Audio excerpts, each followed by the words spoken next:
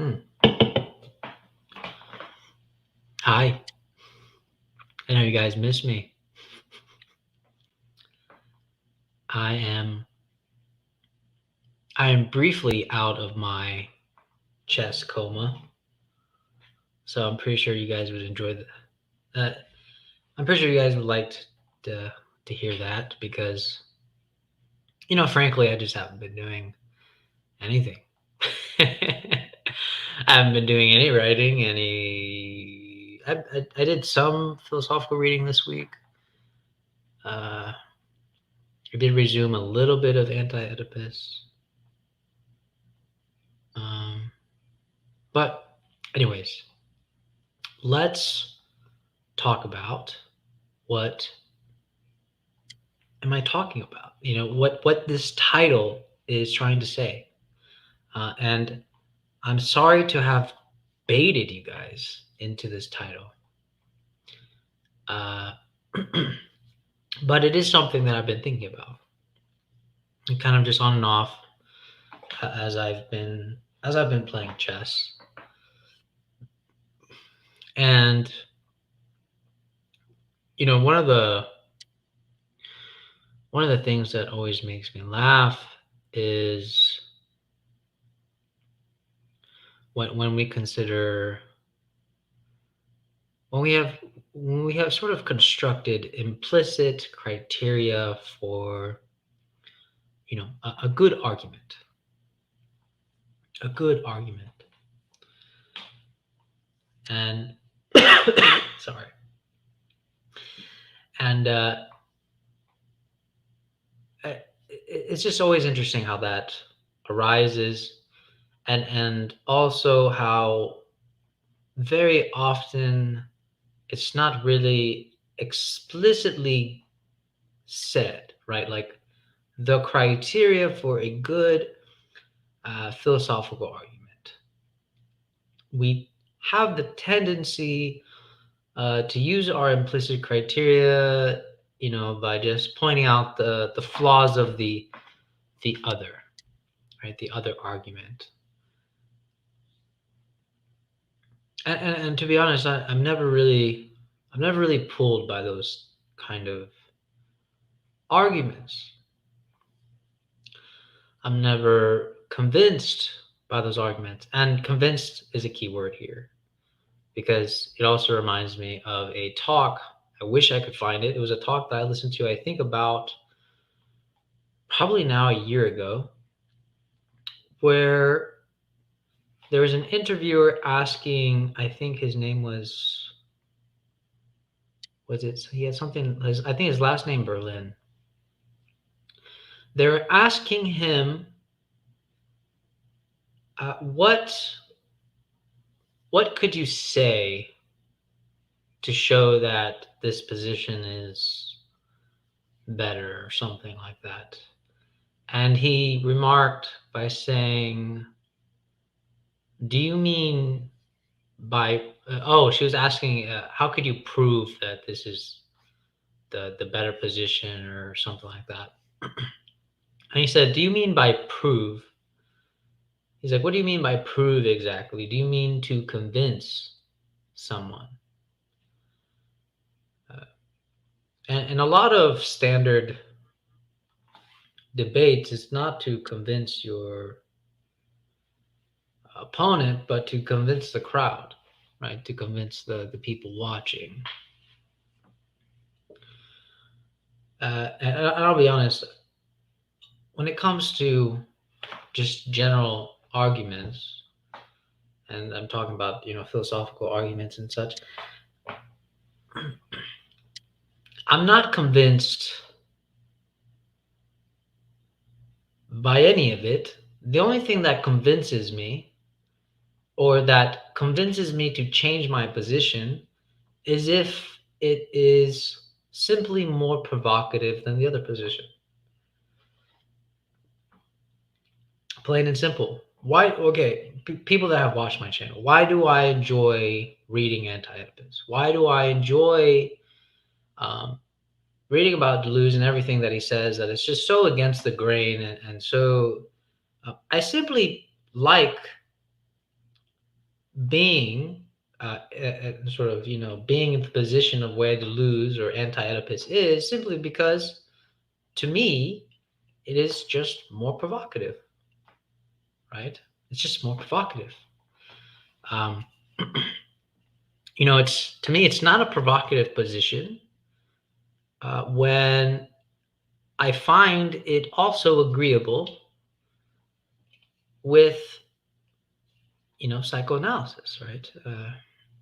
For example, I've talked to many people, people that don't read philosophy, don't read psychoanalysis. And what's interesting about this is that they have no problems accepting it. If you say it in a certain way, they would have no problems accepting Freud's theory. In fact, they almost accept it like unknowingly. They'll be like, yeah, I do, if you were to describe to them the Oedipus complex, they would agree to it if you explain it in such a way that, that you make them understand that it's a sort of mythological interpretation to describe the unconscious and so on, right?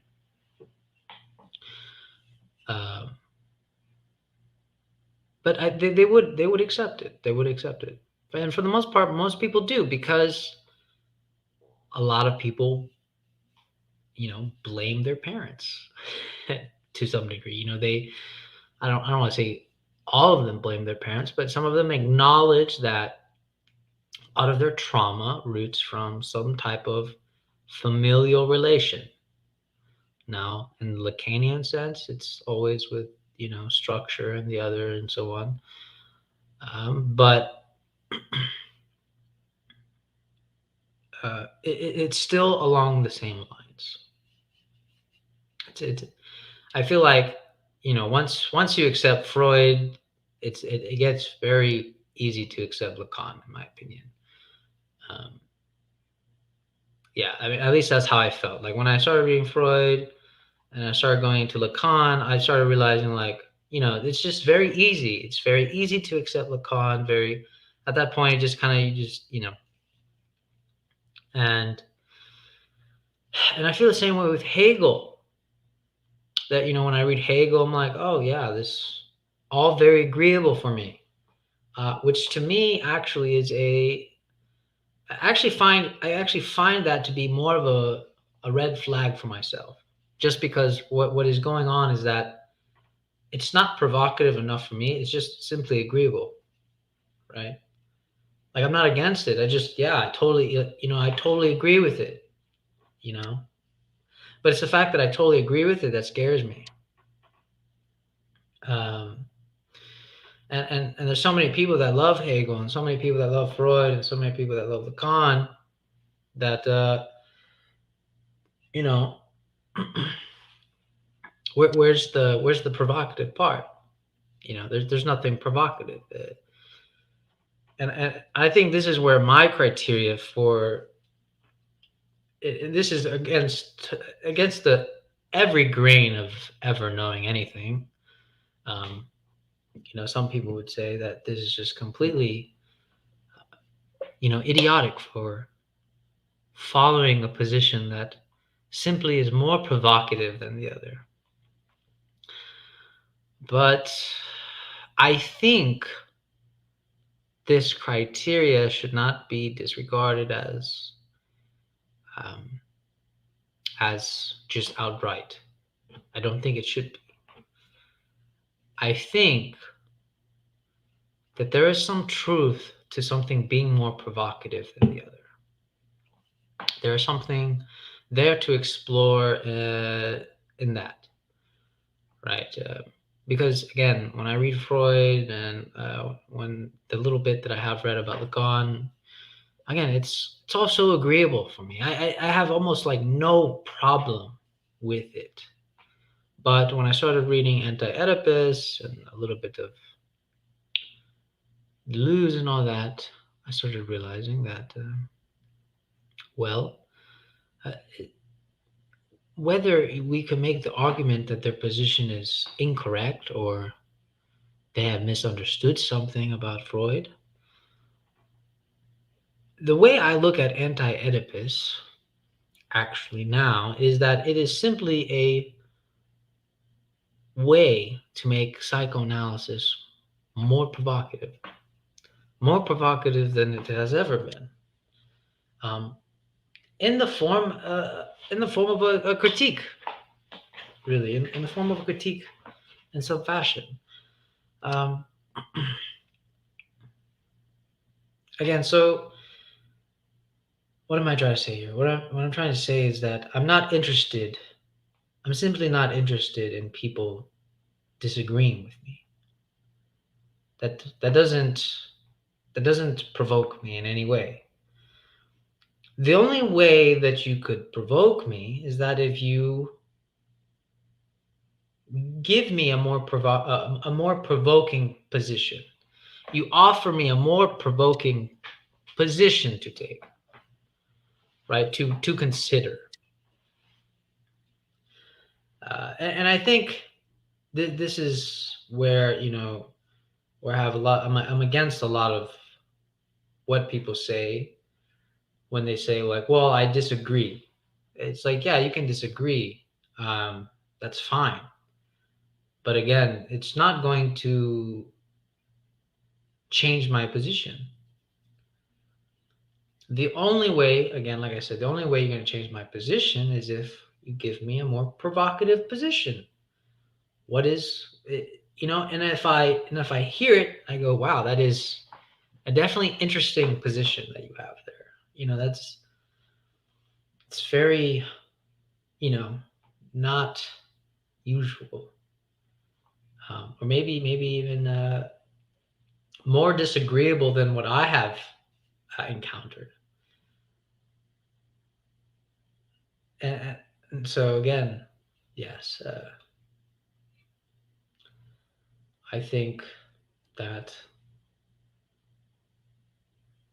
in a way, actually, in a way, I didn't think about this too much, but in a way, this criteria that I have for what makes a good philosophical argument is that it's more uh, it's more artistic in some sense, right? It's like we look at the argument like a painting, right? There's so many things when we assess an argument. There's so many ways to assess an argument, and logically go through it and rationally go through it. But if we look at an argument like a piece of artwork, right? The artwork itself is, well, half the time you can't really explain it, right? But why do you like the painting that you like? Well, a lot of it's because you just simply find it more provocative than anything you've ever seen in your life. It has almost like an erotic element to it. And I think that's what's missing when I hear any philosophical argument, is that sometimes it's just simply missing that erotic um, part. It's so sound, it's so rational, it's so everything but erotic, but provocative. It's so logical down to the grain, right? Anyways, I'm sure that you know people will disagree, but that's what I'm trying to do. And if you did disagree, then I did my job. I simply am just trying to be provocative here. I'm not trying to be agreeable, and I'm not trying to convince you. But if you did find it provocative and it feels like that's a position that you want to take, then even better. That's a win. But yeah, happy to come out of my chest hole today and show face and kind of just give you guys, just what I've been thinking. and unfortunately, it had to be about philosophical argument. It probably doesn't matter that much. It's not about dating. It's not about anything really. But I actually think arguments. I think if we look at arguments in general like this way, even when we talk to a friend, a lover, uh, maybe if we look at it that way, it might be interesting. I don't know. I have no idea. Again, I'm just trying to be provocative here. All right, so I think that's enough. I have nothing else to say. All right, guys, take care. If you guys have any questions or want to add me on chess, we can talk there. Yeah. Also, slight note: someone has recently someone said about starting a book club. I don't know how you guys feel about that. I don't know what we would read. Uh, I feel like I'm not in the best position to be doing that right now, but uh, there's a book I've been thinking about coming back to. So, we'll. There is one book. This book is called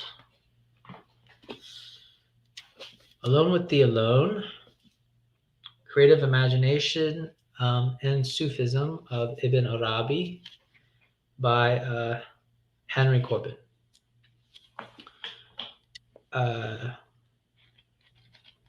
We previously did have a reading group for this, and it's interesting.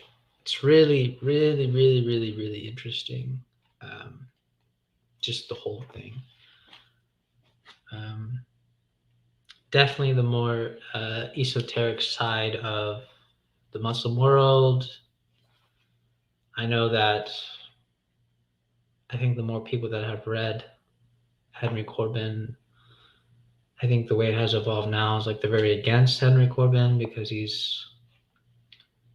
they found him imperialistic and gave a white interpretation. I don't know. I mean, I don't understand why people make these things. I simply look at the work. I look at the work itself. In that sense, I think I am very. Was it Deleuze? No, or was it who's the one that said there's nothing outside the text? Yes, I think I'm very much that position. There is nothing outside the text. So, but okay. Anyways, enough ranting. Hope you guys have a good time. Take care. I will go back to my chess hole, video game hole, whatever I've been doing. But it was nice. It was nice to show some face and talk to you guys. So, all right, take care.